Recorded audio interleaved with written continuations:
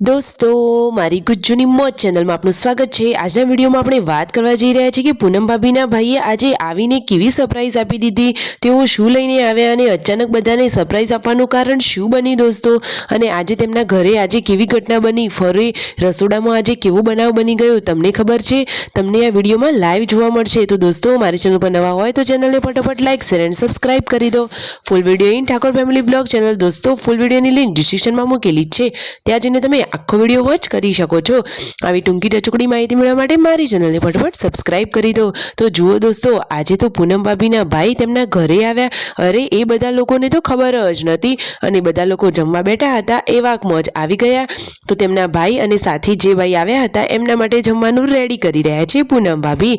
ભાઈ ઘરે આવ્યા તો બેનીને તો હરખ જ માતો નથી, અને આ બાજુ ઘરમાં રસોડામાં શું થઈ ગયું દોસ્તો તમારે જાણવું છે તો વિડીયોની અંત સુધી જોજો। અને આ સંજયભાઈના હાથમાં શેનો કાગળ છે? અરે આ નોર્મલ કાગળ નથી, આ તો જેન્સીનું રિઝલ્ટ છે। એનું તો આજે રિઝલ્ટ આવ્યું છે। તો સૌથી પહેલાં તો જેન્સીને કોંગ્રેચ્યુલેશન્સ કે એને તો 98% આવ્યા છે। તો પૂનમ ભાભી અને સંજયભાઈ માટે તો એકદમ ગર્વની પળો કહેવાય। ઘરમાં બધા જ લોકો એકદમ ખુશ થઈ ગયા। જેન્સીને તો સરસ મજાનું રિઝલ્ટ આવી, એને ગણિતમાં તો 50માંથી 50 અને ઇંગ્લિશમાં 50માંથી 49। તમને એના માર્ક્સ કેવા લાગ્યા? આ બાજુ રસોઈ તૈયાર થઈ રહી છે અને કારીગરો માટે બની રહી છે ચા। તો જુઓ દોસ્તો, હવે બધા લોકો બપોરે જમવાનું કરી રહ્યા હતા અને એવા મોજ આવી ગયા પૂનમ ભાભીના ભાઈ। અને દોસ્તો આ રસોડામાં શું દાજી ગયું? તો પૂનમ ભાભીએ તપેલીમાં મગ બાફવા માટે મૂક્યા હતા, તો અચાનક જ પાણી થોડું ઓછું થઈ જતા આખા મગ દાજી જ ગયા અને તપેલીમાં છોટી ગયા।